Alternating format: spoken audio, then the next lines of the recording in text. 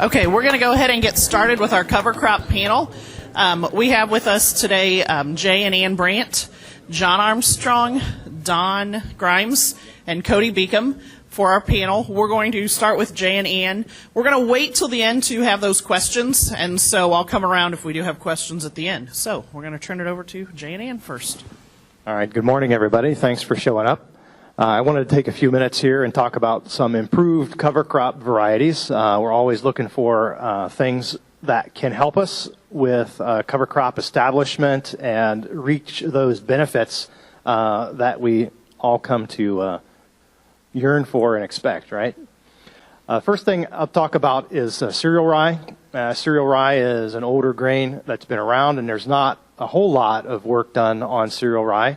But most recently, North Dakota released a variety called ND Dillon, which has improved grain yield type cereal rye, still an open pollinated variety.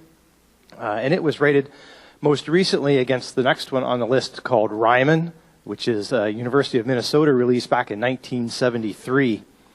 We hear a lot in literature, folks using Elbon rye, which is an old Oklahoma release from 1956, geared more towards the forage side of the business, but has shown a lot of benefit based on a large amount of biomass that it grows if allowed to go to maturity. Another popular one that we see quite frequently is a rustic, which was developed by Cornell and the Maine Department of Agriculture back in 1981. This one was designed specifically for that northeast territory for cold tolerance and a small portion of forage quality as well. And it's one that's fairly unique in the cover crop circles as well, as it's been recognized to mature more early than the traditional open pollinated varieties that we see. So you can get between 5 to 7 days earlier maturity for folks using the mechanical termination method of a roller crimper, some advantage in the rustic variety. So not always, but sometimes, because cereal rye is a daylight sensitive for maturity type product. So that's why there's not too much variation in that between the different varieties. Well, this slide is really busy, but kind of shows some of the studies that they've been doing in North Dakota, I believe. This is one of the studies. And it includes some popular names that we see. Here in Ohio, we offer for certified seed the Spooner variety down at the bottom of the list, which is a 92 release from Wisconsin. That has proved to be very useful here in our region, very well adapted to our climate and practices here. So a lot of the varieties that we see come mostly out of Canada because there's a larger crop demand for rye in Canada.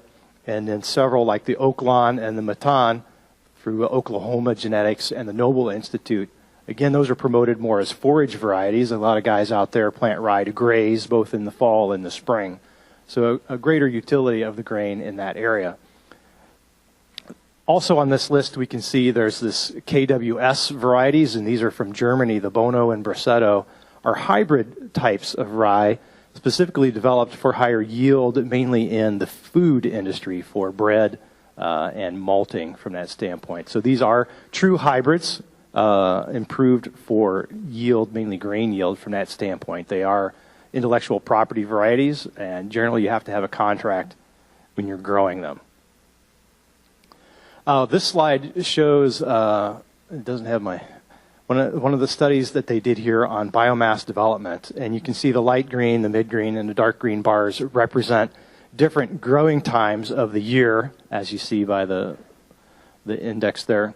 And my comment here is that most of the biomass comes in the later part of the season, where you get the stem elongation right around flowering time in the grain. So again, some more popular names. The Guardian brand is, I believe, Lacrosse seed, and Winter Grazer is some popular with some other common carriers there. And those are our brand names that people carry for just selected varieties that they've got. Hairy vetch is another common cover crop that has recently had some advancement in there. Starting at the bottom, Purple Bounty is one that we heard about back in 2006, a release from USDA ARS in Beltsville, Maryland, for improved winter hardiness and slightly earlier maturity. We've seen a lot of good success with producers with the Purple Bounty. It is slightly more expensive, again, because it's usually grown as certified seed, so there's some more expenses in producing it there. There's been a recent release of the AU Merit from an advanced seed standpoint. It was released in 1999 from Auburn University, and you'll see Auburn does a lot with these forage legumes quite a bit. And then the Winter King is a selection of an Auburn University release called Early Cover, which was released in 1994. So the Winter King is actually an improved selection from that variety, which has been advanced for sale now. So those are ones that you'll probably see in a lot of advertisement coming up this year. Again, always looking with hairy vetch because it's so late in maturity, trying to get a little bit earlier maturity and to improve that winter hardiness. Because what we see in the trend with the forage legumes is as we improve the winter hardiness, they tend to be later maturing. The early maturing varieties tend to not have good winter hardiness. So to select particular varieties for that trait is the big focus in that area. That's what hairy vetch looks like. We really enjoy planting that in front of corn crop. It does corn responds very well to that residue. Crimson clover also has some relatively new releases. AU Robin, which is probably the longest one to go, which would have been in the early 90s, again from Auburn University, has some improved winter hardiness and is slightly more maturing than what we would call common crimson clover or Dixie. So a couple days, 3 or 5 days earlier. AU Sunrise, released in 1997, gives you another 3 to 5 days early maturity in front of the AU Robin. This one we're still watching for winter hardiness up in our zone here, but is really popular down in the south. Kentucky Pride, lastly, is probably the most recent release in regards to crimson clover, and it's not really a new variety. It sat in the vault at the University of Kentucky for a long time until Grassland, Oregon retrieved it from there and has advanced it for seed now. We see exceptionally good winter hardiness with Kentucky Pride. Its late maturity allows for great forage and biomass development, so it competes well in the spring for suppressing weeds and providing a lot of nitrogen, say, in front of a corn crop. So that's what crimson clover looks like. Some others that I think are probably worthy of noting, as there's not been a whole lot of development here. This fixation Balanza clover is bred and produced by Grassland, Oregon. It again is a selection out of Balanza clover, which typically is not very winter hardy, to have exceptional winter hardiness, and especially that it will tolerate saturated soils.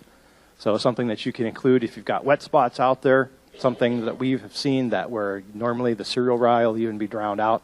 A combination of this will at least cover the soil in the spring.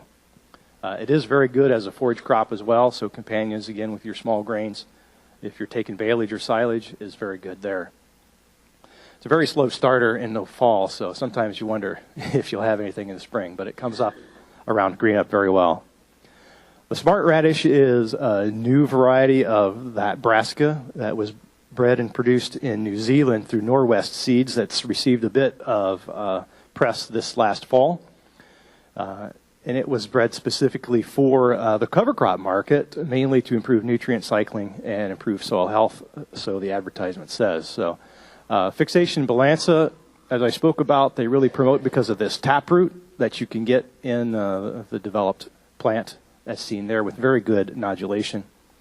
And then the smart radish was developed to have this tuber as well, but those side branching roots are to stabilize it in the soil, and you're expected to not see as much growth above the soil like we see with traditional radishes that tend to elongate above the soil surface. These are tended to stay more even with the surface, more like a turnip from that standpoint. So that's what we see there. Those are the common advances that we see here that are going to directly impact, I think, the types of cover crops we're going to use. In the forage industry, they do a lot with different clovers, and there are some that are adapted well to the south that they've improved recently, but aren't as efficient here in the north with our colder climates. So that's what we have there. Thank you.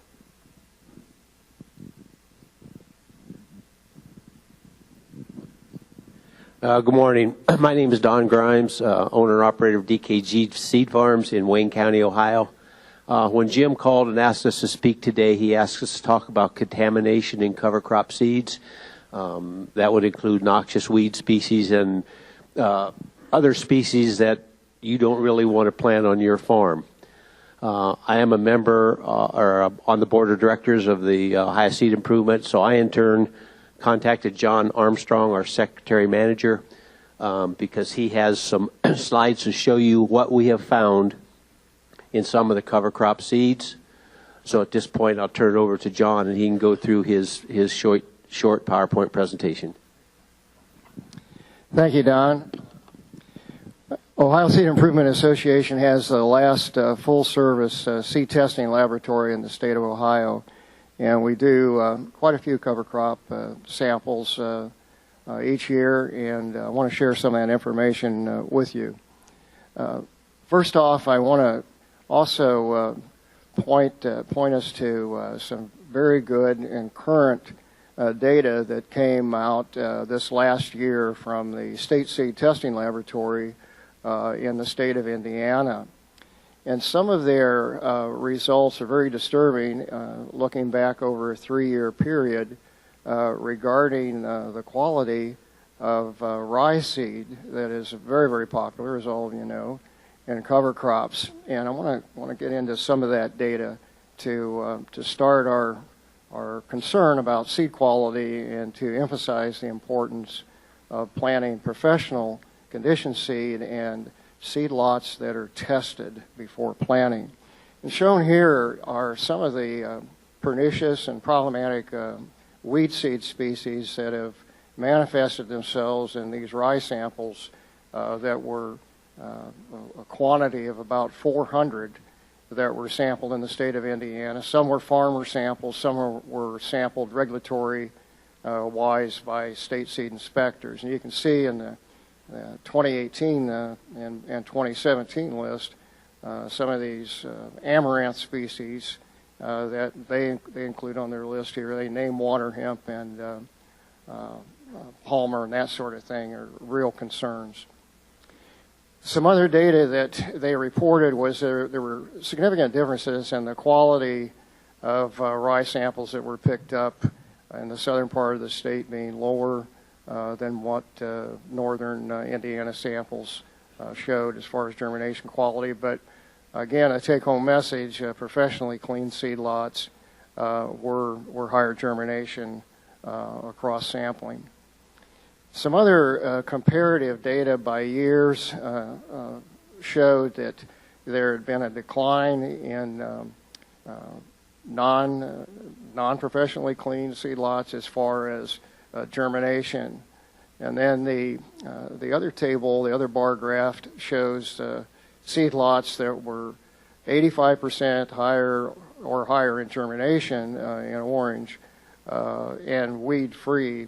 The percentage of those samples far exceeded non-professionally cleaned samples that were shown in blue. So this weed seed problem moving forward in rye was definitely confirmed by samples that were tested over a 3-year period by the state of Indiana.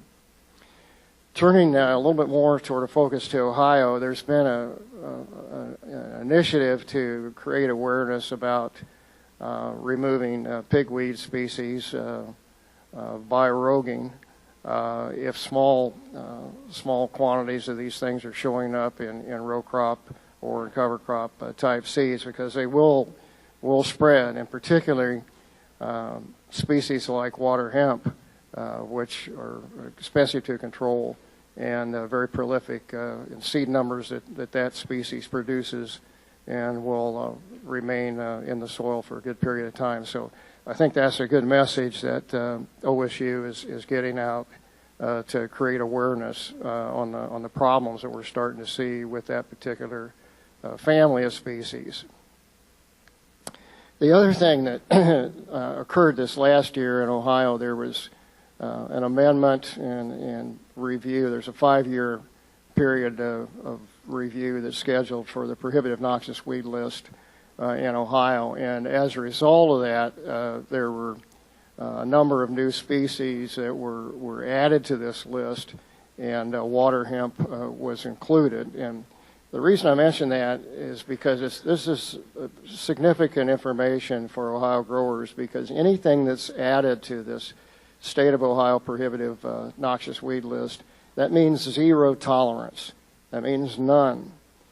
And this list is tied to legislation that's in place in Ohio for township or county governments and even suburban city governments to enforce this particular weed law list. And they can do that by requiring a landowner, if they get a complaint, to remove these prohibited species if they have any. And if the landowner doesn't, then let's say that the governmental authority can come in, hire an entity to remove that problem species, and then charge the property tax bill of the landowner for that cost of removal. So these are serious issues when it comes to adding new species to this list. And I think Ohio now has probably the record of the north central region of more species on it than any other state that I'm aware of. And here's a laundry list of the genus, species, and the common name of some of these new weed kinds that were added to the list. So it's all the more important that if you're going to plant seed, make sure it's weed-free or it's professionally cleaned. The other thing I'm showing here is one of our lab reports, and in the center part of that report, it's difficult to read due to the amount of data there, but that is a laundry list of the seed kinds by common name and genus species name and the number of seeds per pound that were found by our analyst. And you can see this is a bird's foot trefoil sample that was heavily contaminated, even with some prohibited noxious weeds. So we see some of these kind of seed samples come through our lab that really are not fit for planting purposes. Should have awareness that with cover crop seed, there's also labeling guidelines and restrictions.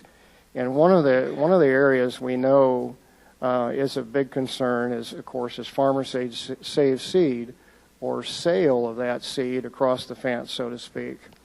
And really, when that type of transaction occurs, the producers of such seed who are doing this really need to have a seed dealer's license, and they really need to have a purity of germination and hopefully a noxious weed test on that seed and label it properly so the buyer knows what they're obtaining.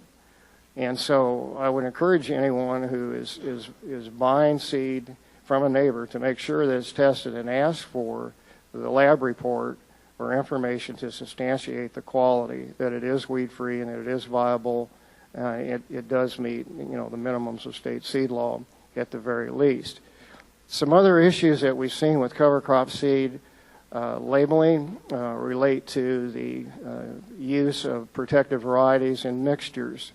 And quite often, varieties are put in these mixtures as VNS, when in those cases these varieties may contain or carry a Plant Variety Protection Act designation, and permission from the originator should be obtained before these kind of varieties are used in mixtures.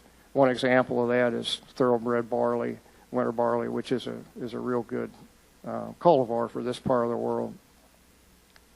So I want to come back and kind of, again, focus on some basics of professionally conditioned seed. Of course, certified seed we feel fits that niche because varieties to be certified or you have to be distinct, uniform, and stable, sold by a single name. They've gone through a basic management quality program. They're genetically pure, adapted to Ohio, value-added seed, and that's why they carry, in some instances, PVPA Title V or PVPA designations, Plant Variety Protection Act. Shown here are some common varieties that we've certified over the years. Spooner and Rootstock are popular ones that seem to work in our part of the world. There's even some use over in Pennsylvania, Balboa, an older type variety and that sort of thing. And there's some other cultivars that are grown in Michigan. But certified seed is out there. You just have to search for it. One of the main take-home messages I'd share with you today is that make sure, again, your seed is tested. Here's a photo in our lab. We do microscopic examinations. We have people that can identify weed seeds, and we have a large herbarium for reference, too. We also have a lab manager who's a registered seed technologist, and there's about 144 RSTs in North America, so we've got one of them. So, take-home message today, our lab is available to provide an important service if you don't want it or if you need it.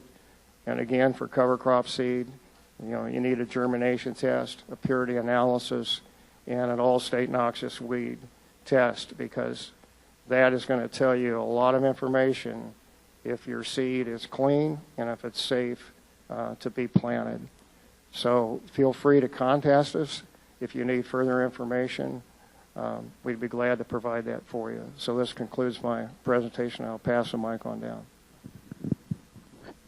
I guess the take-home message here, gentlemen, is cheaper isn't always better. Know what you're planting. You don't want to introduce some of these noxious weeds to your farm. I'll turn it over to Cody. All right. Good. I do better standing up. Good stuff here. We're going to step back and take a look at the big picture here a little bit. Kind of where we've been in the past with cover crops, where we're at right now, and where we should be going in the future.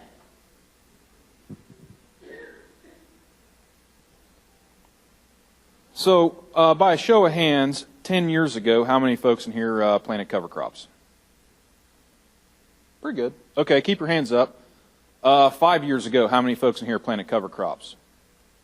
Okay. What about 1 to 2 years ago? How many of you were planting cover crops? Okay, so a pretty substantial amount. Awesome. So let's look at some of the surrounding states, kind of where they've been and where they're at now. Iowa, 2017, 700,000 acres of cover crops. 2007, they had only around 25 to 50,000 acres. So a pretty substantial increase in 10 years' time. I assume it's even more than that here lately. We just unfortunately don't have the data between 2017 and now. But still, 700,000 acres is only 3% of the cropland in Iowa. So still a lot of room to go. So, Indiana, 2011 they had around 180,000 acres of cover crops. 2016 over 1 million acres, and interestingly, only 1/5 of those cover crop acres in 2016 were paid for by outside programs. So I think that's pretty neat and kind of a testament to what folks in Indiana and elsewhere are really finding as a benefit of cover crops. So Ohio, 05, and this is only EQIP or other government programs. I couldn't find any data for the entire state like Indiana and Iowa had. But 2,600 acres roughly in 05 in government programs. Fast forward to 2015, over 118,000 acres. That's pretty awesome. Leveled off a little bit in 2017, 82,000 acres. But this is only federally funded programs. I know there's another decent program in eastern Ohio, Muskingum Watershed Conservancy District. Kind of similar trend. In 2012, they had 2,600 acres of cover crops. And then fast forward to last year, they had 32,000 acres. But that's what they paid for, and there was well over 50 or 60,000 acres worth of applicants. So we're seeing similar trends throughout the state. It'd just be interesting to know what we have throughout the rest of the state. So kind of fast forward here, what lies ahead. 2014, there were some goals made to have 20 million acres of cover crops by 2020. I'd venture to guess we're probably close to that point if we've not exceeded it. And that would essentially be about 5% of the cropland acres in the USA. So in 2017, the Noggle Research Institute met, and they got together and formed a pretty lofty goal of 100 million acres in the USA by 2027. So let's talk about that and break that down a little bit, what 100 million acres would look like. Essentially, that would be roughly a quarter of the cropland acres in the USA. So my question for you is, and I know many of you in here already do, could you cover 1/4 of your acres every year with a cover crop? I think it's pretty doable. So for those that don't, why would you? Obviously, the improved soil health, and this is going to lead to several other benefits. You know, the likelihood that we could reduce some of our input costs. We might have a heavy cover crop mat out there that might save us a herbicide pass. We might be able to save on some fertilizer. Also, the SARE had some research done a couple years ago, and it found across the board over like 2,000 or so survey participants increased yields across the board. So I think that's pretty cool. So on top of that, that might also create some more markets. Just yesterday, actually, General Mills released, and some of you might have heard this, they are looking to accommodate about 1 million acres by 2030 of regeneratively produced crops produced off regenerative ag type of acres. So acres utilizing cover crops. I think that's awesome, and that could potentially mean more money in your pocket as well. So bottom line, we're looking at increased profits also. And I think most importantly, why we should consider cover crops, and I know I'm preaching to the choir here, we need to think of our future generations here. And we'll talk about this a little bit more in just a second. So just like anything, we're going to come across several challenges. And I think it boils down to 3 main challenges if we're going to try and meet this 100 million acre goal and even exceed that in the future. First is mindset. And many of you can attest to this who have tried cover crops. It's a different way of thinking. And for folks that have not done cover crops, I know you might be reluctant, like, man, that's really different from what I've done before. But we've got to step back and look big picture here. And again, I'll talk about some of why we should be stepping back here. We've got some things going on a global scale here that really could be detrimental to agriculture. So it's something we really should step back and kind of, hey, are we doing things how we should, or should we try and adjust and really try and take soil health into account? So the next challenge, if we want to try and meet this goal, would be management.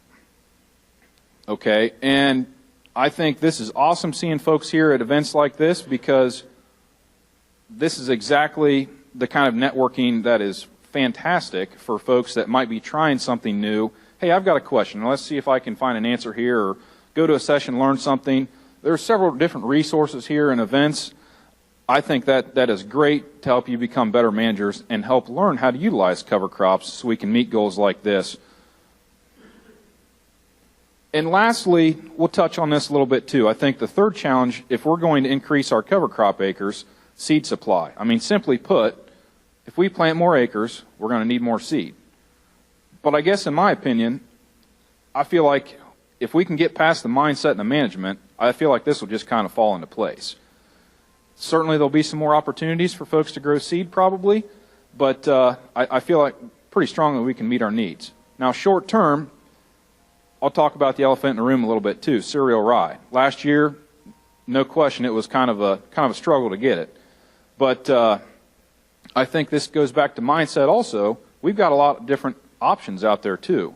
So I think we need to be thinking about our plan B and plan C. Hey, cereal rye is pretty short this year. What can we substitute that with? Or can we reduce our rates? Things to think about. So I want you to read this quote here for a second. I really like this quote. I think this is awesome. But let's talk about some things with this quote as well. Simply put, we have lost 50% of our organic matter in this country since we've basically begun cultivating. And I'd venture to guess a majority of that has happened since the Second World War, when things really became mechanized. So 50% of our organic matter, that's a pretty big deal. So if we couple that with the fact that we're losing acreage every year, and our population's increasing. So if we look ahead, I just picked 2060. If we look ahead to 2060, we're on track at our current trend, and it could even go up, with more population. We're on track to lose about 6.5% of our farmland.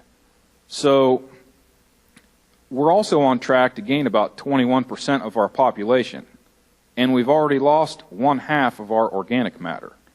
So Dr. David Johnson out of New Mexico, some of you might have heard of him, he kind of flips it a different way. He basically says that we've only got 60 years of productive farming left. I think that's kind of worth addressing. That's a pretty big deal if we're going to consider our future generations. So simply put, we need to tweak our system if we want to provide for future generations. So let's talk about sustainability and regenerating.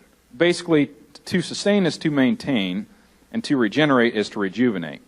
So basically, with the use of cover crops, you've probably heard a lot of folks talk about regenerative agriculture. That's basically what we're doing. We're not just maintaining, we're building back up. So how do we make a lofty goal like this happen to try and provide for future generations? These are just a few ideas. Peer groups, meetings like this, social media. And this is awesome. I'm sure many of you can attest to this, but there are some really good groups out there. And I'll pick on one especially. There's a Facebook group, Everything Cover Crops. I'm sure a few of you in here are on it. Super great. You can post a question on there and have 20 or 30 good, solid responses in a matter of hours. And it's really neat to watch during the growing season. If somebody has an issue or question, they can put it on there, and a lot of pretty like-minded folks will be able to reply with quality information. I think that's awesome. Something else, I think we need to have a commitment to trying something new. And it kind of goes back to, if we try and get 1% better every day, we're going to be far more successful over time than if we try and just take off big chunks at one time. So, things to think about. We also need to accept that failure is a possibility with trying something new like cover crops. But we can limit our risk. We can start small. So things like that are how we're going to make something like this happen. Some different practices actually in the field. I'm sure many of you have seen this. Interseeding cover crops early on in corn. That's pretty cool. There's a lot of things going on with that right now. 60-inch row corn, or just simply wide row corn with cover crops interseeded in between. There's some really cool stuff going on with that, and some folks are finding not much yield drag. Just basically, we've got to be creative with implementing these in our systems to be able to build the soil back up. So bottom line, these guys are why we need to be thinking about trying to improve our soils with the use of cover crops. They're the future, and we need to be able to make sure they can provide for their future for this country. Questions for anyone in the panel? We'll come around and we'll give you a chance to ask those. So, questions for anyone in the panel? If we don't have any questions, one thing that wasn't really addressed that I would like to talk about, when we're talking about noxious weeds and cover crops, we had Christine up here saying that, those really diverse cover crops are a really good way to go. One thing that you guys as cover crop users should be aware of, and we've had to be aware of it as cover crop seed suppliers, when you have a seed test, like the picture that John had put up there, when they run a typical seed test, when they do purity and germ, they will look for weeds, inert matter, and the actual crop seed that you're trying to get. They may look at, say for a small grain, they'll look at a 50-gram sample. When you order a 50 all states noxious test, that goes up to 500 grams. So I would encourage all of you guys to ask your seed suppliers, I want to see the original seed test. I'm not satisfied with looking at the tag. And especially if you're buying seed from, if we buy seed from a supplier in Oregon or a supplier in Texas, and they don't run a 50 all states noxious, they're looking for noxious weeds in the state where they grew the seed. They're not looking if it's noxious in Ohio, okay? So your seed suppliers should be mandatorily requesting that from their suppliers, And you shouldn't be worried about asking your seed supplier to give you that original seed test with 50 all states noxious testing. Now, I'm not saying we get that with all of our suppliers, but if they're not willing to give that to us, we have to reevaluate whether we want to do business with them. So, and a lot of people just aren't aware. They think the seed tag has all the information. It really does not. So just be aware and be cautious, buyers, to, like Cody was talking about, limit your risk. Because especially if you just go to cereal rye, crimson clover, medium red clover, a lot of that can be produced in Ohio. But when you get to broader varieties, so you can add in a lot of diversity, a lot of those seeds aren't coming from Ohio, and if they're not doing all states 50 testing, then they might not be looking for what's noxious in Ohio. So. What questions do you have for the panel?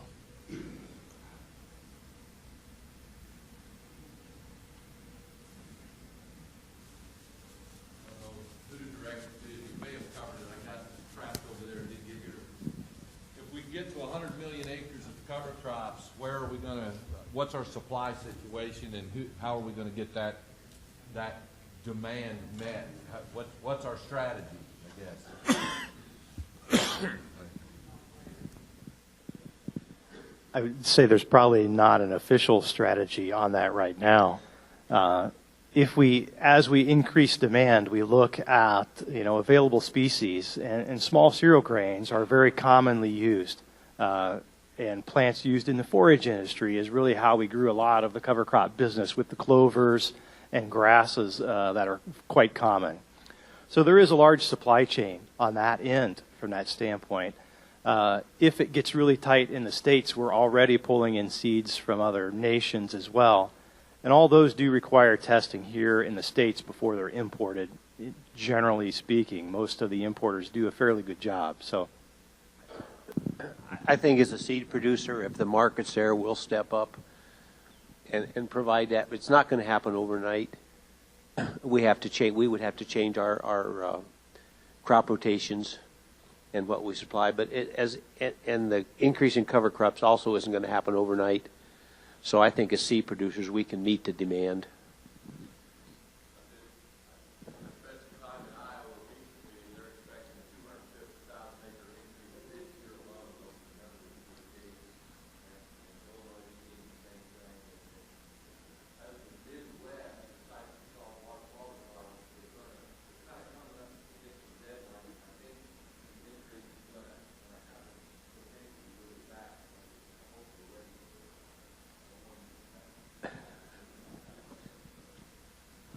So again, we talk about the change in paradigm here. We're used to going down to the local co-op and grabbing a bag of clover to overseed the pasture. Well, do you go out the day before you plant corn to the dealer and see if he's got the variety you want?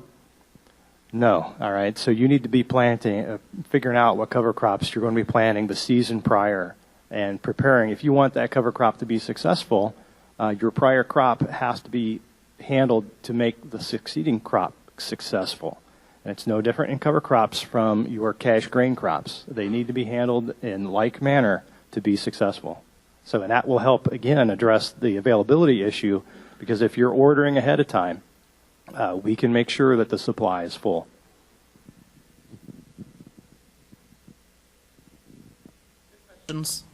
What other questions do you have? If you received a pallet of 50-pound bags of cover crop seed or a mini bulk of cover crop seed and you wanted to have a test, what would be the proper way to sample that to send to the lab? Well, the State Departments of Agriculture, under the Association of Official Seed Analysts Rules and Regulations for palleted bag sampling, is 6 bags plus 10% of the lot, but never more than 30 bags. So that's one way you would probe X number of bags based on how many were on that pallet with a trier, a sampling device.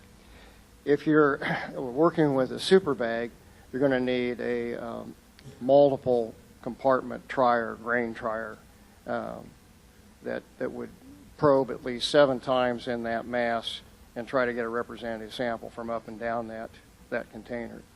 But that's a very good question, because the seed analyst fraternity will always say, well, our results are only as good as the representative sample that we receive from a seed lot. And so, when you look at on grass samples, like, well, let's just take, for instance, bluegrass, the analysts may be working with 2 grams for purity, but they would be working with a larger quantity for the all-state noxious. And that's Ann's comment. I'd reinforce that. Always ask for an all-state noxious weed list, or to be used for purity, or all-state noxious weed purity test, because a lot of these western states, for instance, Palmer amaranth is not a noxious weed in those states, but it is a noxious prohibited weed in Ohio. So our list is different than another state that allows that in seed. So sample is very important. Make sure it's representative, and go from there. What other questions? One other thing I'll add is, if you are looking for that noxious weed list that John had on his slides, if you go to farmoffice.osu.edu, Peggy Kirkhall has a great blog that talks about that whole list and the changes, and so you can find that at farmoffice.osu.org. I think we've got one more. For you people that's producing the cover crop seed, do you ever put any insecticide in with that seed just to keep the, say, like weevil out of it while it's sitting in storage? In our case, we do not. Any treatment of the seeds does have to be noted on the tag as well. That's, again, a requirement for labeling. I don't know, Don, if you want to. Unless the customer's organic or specifically requests that we don't do that, especially in cereal rye, yes, we do treat it with insecticide to keep it safe in storage. So it depends if you're conventional or organic, or we can do either or both.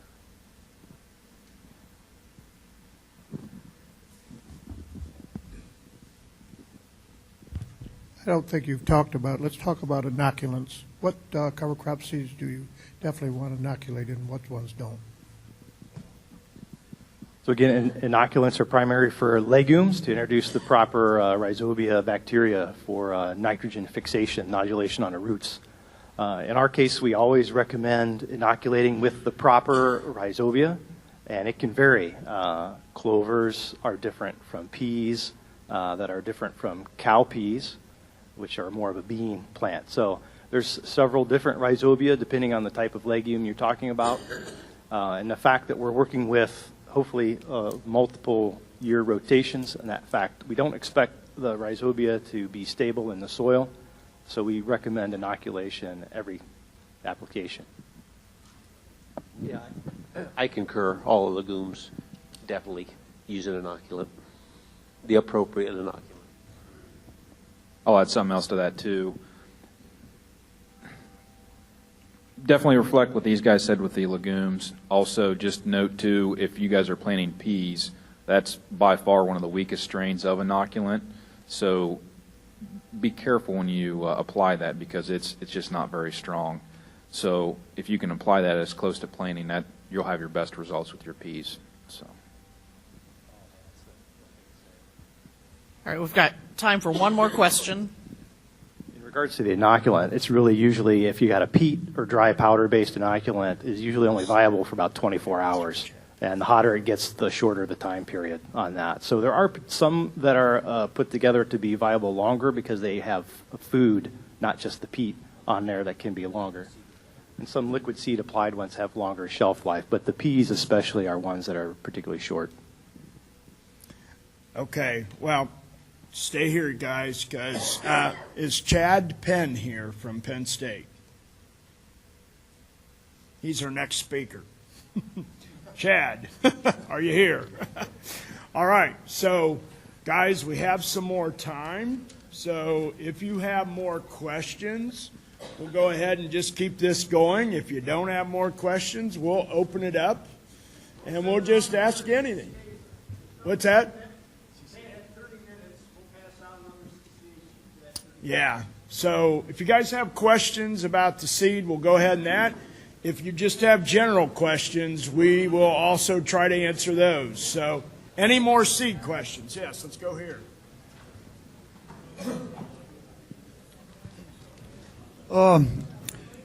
You really emphasize the need to keep noxious weeds out of the cover crops, which is understandable. Do you see this being extended then to like chicken manure that is pelleted? Will that come to be tested for noxious weeds as well, since that's moving from almost state to state? Well, I can't address the pelleted chicken manure, and it probably will depend a lot on if it's composted and to what temperature it's composted. But we have proven cases where we have palmer that came from cottonseed through the dairy cows in our area. That has been documented. So yes, manure application is a concern. I think that's one of the reasons why composting in some of these chicken manure products is important, because at a certain temperature it will destroy the germination of some of those seeds. Do you have a question back here?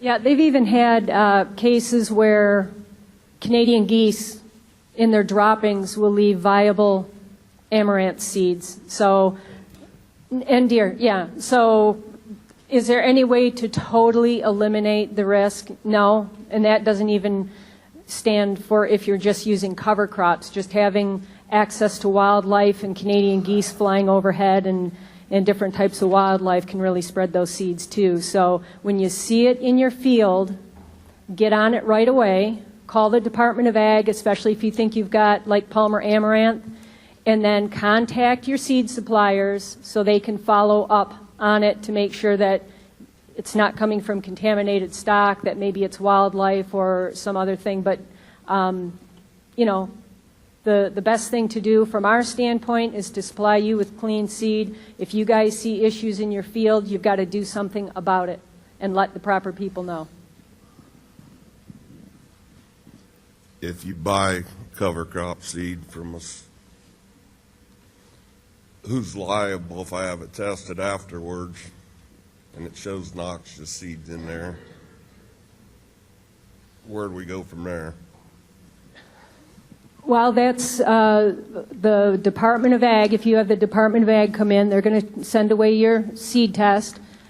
Strangely enough, the Ohio Department of Ag does not send it to Ohio Central Seed Testing. They send it to Indiana, which I think is kind of curious. But anyway, then what they will do is they will go back to your seed supplier and they will test your seed supplier's seed to try to confirm if that's where the issue came from. So, and then from there, I don't know what would happen at that point. If the ODA tests a seed lot from out of state or out of the country that does not meet the criteria that's on their tag, they will put a stop sale on it, and then that cannot be legally sold.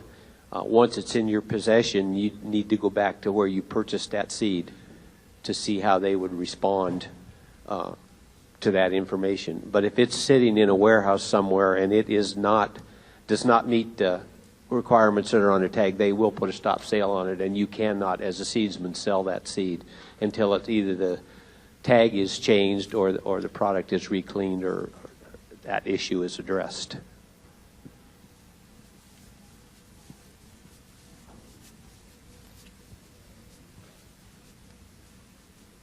I don't expect an answer, but I'm concerned on some of these inoculants that finally make it to the field, that the viability of the rhizobium has expired.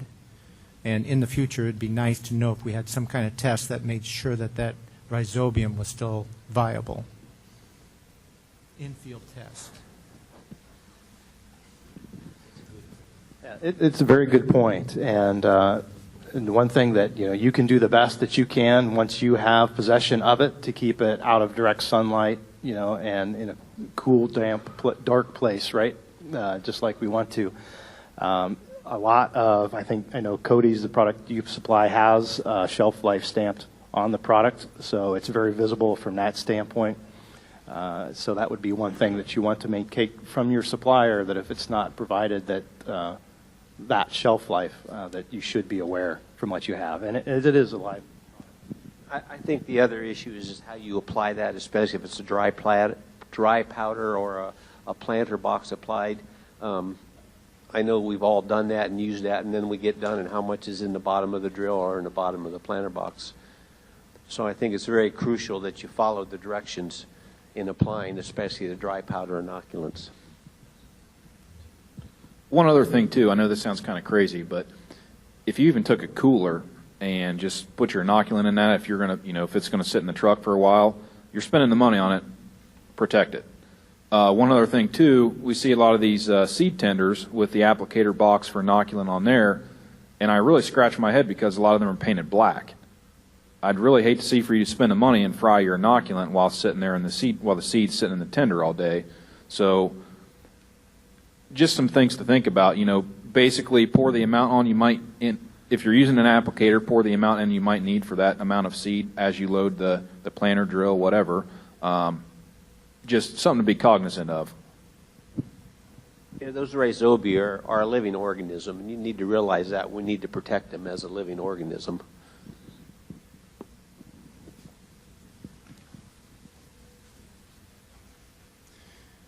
Do you anticipate any type of hybridization of certain species as the need grows for covers at some point in the future?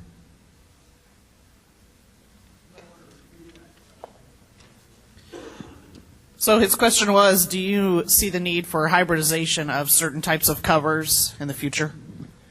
There has been a recent development, or at least activity with USDA ARS to increase species selection based on regional growth preference. So there is some background projects in place right now for varietal selections that will have regionally adapted species for improved adaptability. And I think that's where we're going primarily on that. And I don't know that developing hybrids is a fairly expensive and time-consuming task, especially once you get to the seed advancement place, where, and the same with when you go to adaptive species and selecting out of a particular variety. As I mentioned with that Winter King vetch, is one that was regionally selected and then the seed was advanced. And it took probably 10 years to advance the seed to the point where it's available for commercial sale. So that's one of the challenges in the seed industry with improvements, is that time lag in advancing seed that's regionally adapted. Probably some of the cover crops aren't adapted well to hybridization either. Right. The comment was that some of the cover crops aren't adapted well to hybridization. It's just that task to make hybrid seed. Most of them are open pollinated types and don't adapt well. So we're learning a lot on that. And some of it is saying what things can we use too. It's very interesting that we use a lot of these brassica and cabbage species that you wouldn't even consider. So you got to think out of the box. What might be some plant species that we could advance to a more economical usage that could be of benefit, like the wildflower species and things that we're hearing to increase pollinator habitat. Maybe there are particular benefits in one species of those, and we'll see how that works. What other questions do you have? We do have some time. I'm just curious, you said some of the cereal rye, if it's going to be kept over time, we'll put an insecticide. What's a typical insecticide that we use in that scenario to treat the seed? I use Storeside. Storeside is a brand name, and I can't remember the particular chemistry related to that, but that's very popular across the, no. Guys, I'm going to make a comment that we've seen. How many people have had some seed broadcast in their fields, and you're getting very variable, certain areas grow quite well, but other areas just isn't growing quite well. So we did some checking with Curtis Young, and Curtis said that we had a couple farmers that are really keeping very accurate records, and they keep seeing it in the same places, and some of the areas start to grow. And so Curtis did a little investigation, found out that where you're using treated seed, like on wheat and the corn and that, it was fine. But where we're not, a lot of times our cover crop seed isn't treated, so specifically for fungicide, okay?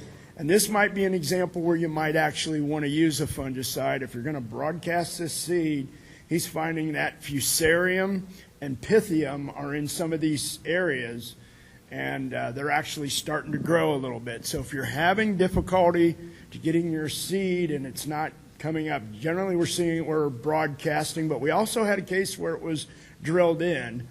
The seed wasn't coming up, but then he used some treated wheat, and he had a perfect stand. And Curtis has identified that it looks like it's either pythium or fusarium that could be an issue. Okay, so if you're having that issue, you might want to think about maybe. The problem is most of the time when you treat seed, now they put the insecticide and the fungicide together, and you may not. Curtis has told me, he says, I don't really see the need for the insecticide, but in some cases we may need to have a need for a seed treatment fungicide, okay? So again, we'll just do that. Now I have a question for the panel. One of the questions that's come up is where are we getting, where do you see the source of a lot of this seed coming from? Where are the states and the countries that we're getting some of this cover crop seed? Can you maybe address that a little bit? I know that Oregon is a major area, but some of this seed's also coming from Canada. Well, the Pacific Northwest and Canada. Okay. Is that, and I mean, can you talk about that how this whole process goes? You know, where you get your seed and how you order it, and maybe some of that. Just if there's any issues there, that'll help us, because right now it just seems like we are having some issues with getting the seed. At least last year was cereal rye. So tell us where cereal rye is produced and some of this seed's produced. Well, I think there was a shortage in both the Pacific Northwest and Canada. Of course, the increased demand caused issues. We have gotten seed lots that really I didn't want to be associated with, and that's one of the reasons I decided to come here and speak about the contamination issue. So you have to be a little, careful, reluctant when you're buying seed lots from 3 or 4 or 5 states away or from an adjoining country. There can be a lot of issues involved with that. So as a seed producer, I kind of shy away from doing that. I'd rather grow my own seed so I know exactly what it is. But, you know, as a seed producer, we also have limited acres. The other thing I want to talk about just a little bit, since we have a little time, is as a seed producer, all my neighbors that use cover crops, I am getting contamination in my seed fields. And it's not intentional, but if they spread with an airplane, that airplane could dribble from the airport to their farm. If they broadcast, I'm getting 10 or 12 feet into my seed crop fields with volunteer rye in it. And another big thing is the co-ops or equities or that use fertilizer application equipment to spread cover crops. They just don't get cleaned out enough that so when the next guy uses them, that contamination happens. So there's a malting barley initiative in Ohio, and the amount of volunteer rye that was found in those cover crops this last year was just astounding. So that also is an issue, and so all of us that use cover crops need to be cognizant of that and aware of what our neighbor's doing and what crops he's raising. So now we'll be glad to take your questions. I guess I'm just curious why the cover crops aren't growing, that you're using for seed aren't growing locally. And you say you have limited acres, but there's plenty of farmers I'm sure would be happy to grow it for you. You know what I mean? Why are you going out to the Pacific Northwest when you can grow it here? because you can't grow it here. It does not produce seed in an economical way. So that's the issue. In Oregon, they can grow it and get a yield that is economic for the farmers to grow it and ship it here, where because of the land cost and production cost here for certain varieties of clover, because of their weather patterns. Out in Oregon and Washington, the rain shuts off in the end of June, and it dries out. And a lot of these are indeterminate plants. And because it goes to drought, they actually perish, and they can harvest mechanically in an efficient way.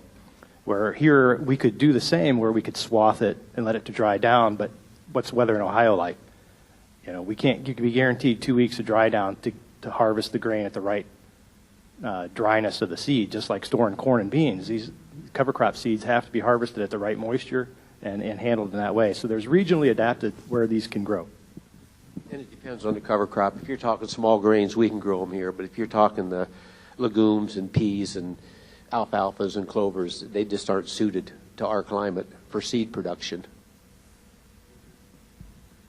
Yeah, and we never got specifically to that. So we say Oregon and Washington for clovers and other very small seeded legumes. Canada is very popular, again, because of their climate. It gets very dry from that standpoint. So oats, we know, are very popular in Canada because of it stays cool. Oats like it cool for pollination and to gain test weight. And a lot of the cereal crops they use for feed up in Canada because they don't grow a lot of corn. You know, they just have limited daylight hours to get a lot of corn production, and they use a lot of small grains for feed as a substitute for corn. So that's why they have excess capacity in that sense. A lot of your summer annual crops are going to come from the southern states, where they have the heat units necessary to generate good quality seed. So that's, again, some of the issues we have with regional adaptability. And we can grow sorghum sudan grass to make good feed here, but not good seed. And then a sorghum sudan grass is another hybrid. It responds very well to hybridization to develop particular traits related to making good feed. So, but if you took sorghum sudan grass that went to head and planted that hybrid variety back, you would get the parents, which would probably be nothing at all, like just be taking like saving seed corn, hybrid seed corn, and trying to plant it. You'd be back to something flinty that wouldn't yield very well. So again, that's the whole issue with seed saving, which you have to be very careful on as well. So that's generally, we look like for the warm season, summer annuals come from generally the southwestern corner of the nation. Cool season legumes and grasses come from the northwest corner of the region. And there's some exceptions in those cases.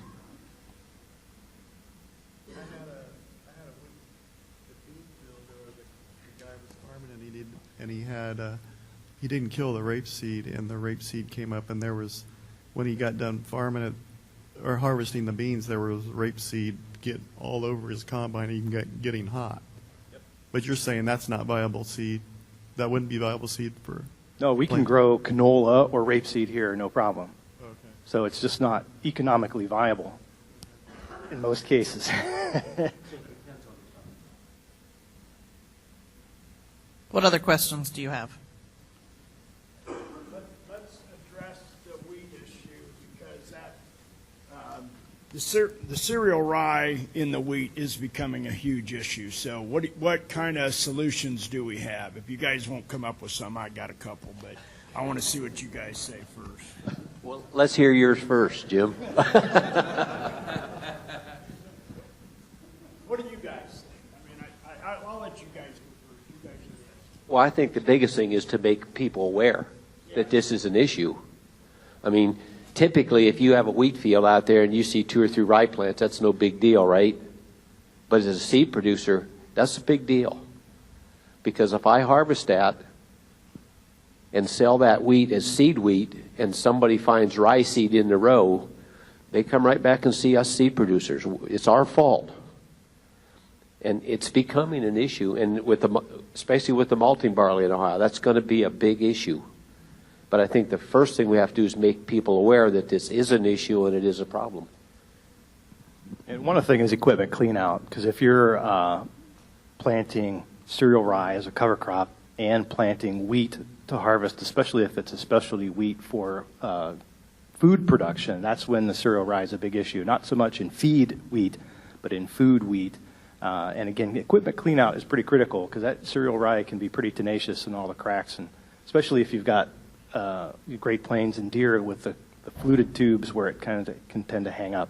So smooth tubes are one answer, or just a lot of patience and clean out will definitely help from that standpoint. Or fertilizer spreader. If you plant a cover crop with fertilizer spreader, when you get done, look in the bottom where the chain runs. You'll be amazed how many seeds are left there that the next guy's going to get. That brings up, one of the most common ways we're getting cereal rye and wheat is the guys are planting cereal rye with their fertilizer, and then you got to talk to the co-ops. The co-ops are starting to get smart about this. They're trying to keep certain applicators, if they're broadcasting seed with fertilizer, they can't use that same equipment on the wheat. And so they're starting to, you need to ask them, especially if you're a wheat grower, ask them, has that been separated? And what we don't want to do is have somebody that just spread fertilizer and cereal rye then go and apply fertilizer to a wheat field. Because I'm looking at some of these wheat fields and it may be 3, 4, 5% of the field, but it's not just a few plants. It's all over the whole field.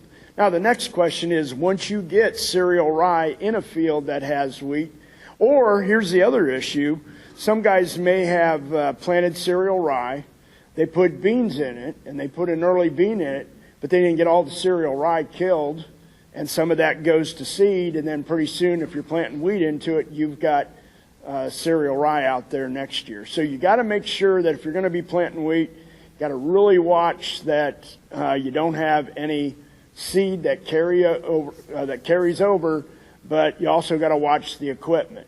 What do we do once you get the cereal rye in a wheat field? How are you going to handle that? I've thought about this a little bit. How many of you guys remember the old wicks? Remember the Roundup with the wicks? The thing about cereal rye is generally it's about a foot taller than your wheat. So you would have to run down some of your wheat, put in some tram lines or something. But some guys are looking at doing with those old wick applicators. You guys know what I'm talking about? Got the long bar? You might be able to do that. Another thought I had, and I don't know whether it's viable, if it'd even work. I'd like to see somebody try it. I don't know if it's a good idea or even it could just be a plain bad idea, but at least we got to discuss this. You might be able to put on your header, put another bar out there that would cut off the cereal rye before you did that. Now, the real problem with that would be, would the daggone thing fall down and get on the ground before you did your wheat? I don't know, but it was an idea that somebody suggested, and I don't know if it would work or not. But I actually think probably the wicking is going to be our best bet. But if somebody's got a good idea, talk to us about it, because we are looking for solutions. In all seriousness, Jim, when you talk about the wicking, we have thought about that. But by the time the rye is high enough above the wheat, I'm not so sure the rye grain isn't mature enough that even if you kill it with Roundup, it would still be viable.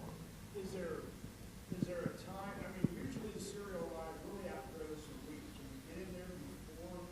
Is there any time at all? How much will we do? Well, did you ever see it before heading?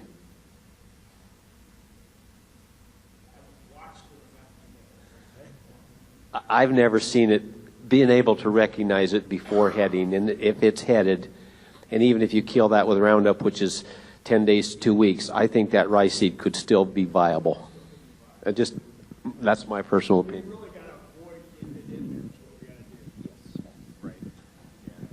There is one mechanical tool called the comb cut, which comes out of Scandinavia, that is used by organic producers to weed pastures and immature small grains. So that potentially could, especially after stem elongation, because as Don mentions, the cereal rye probably grows about 3 feet after it puts a head on. So that could definitely address that issue, this particular thing. So it's basically like a platform header, but on a smaller scale with brushes that bring a crop against a set of razor knives across the front. And the pitch of the razor knife allows that flexible grass blades to flow in between, but a rigid stem, say like elongated stem of cereal rye or a thistle or other types of thick-stemmed weeds would be cut off by those razors or the sharp knives in that device. I think they're limited to about 30 feet now, but there's guys doing stuff up to over 40 feet wide on those. And I'm sure that equipment's really cheap, right? Well, yeah. It's really just the freight from Scandinavia that's the killer. Think about the crop that you're going to run down. The best solution is preventative. I just know our millers are getting a little upset. And, you know, when you get your first load of wheat is such a profitable crop anyways, but imagine if you get a couple of loads of wheat rejected because you got so much cereal rye. And I think we're getting to that point where they are starting to get really quickly. I agree, it's becoming an issue. So I think you guys, everybody's kind of touched on it a little bit, but preventative, basically just preventative actions. You know, when you're planning your crop rotation, this might be something to take into consideration, and also just planning. Kind of have a plan A, B, and C, and just take that into consideration. And there's also a scanning tool. Optical scanners have really improved that if there's enough differentiation in the color of the seed, like the really blue-green cereal rye seeds, because they're more needle-like as opposed to the plump wheat, the optical scanners today can improve separation on that. But that's a rather significant investment for the seed cleaner to do that. So that would definitely impact the Oh, yeah, because it's a very slow process. All right, with that, let's give our cover crop panel a round of applause for their session plus one.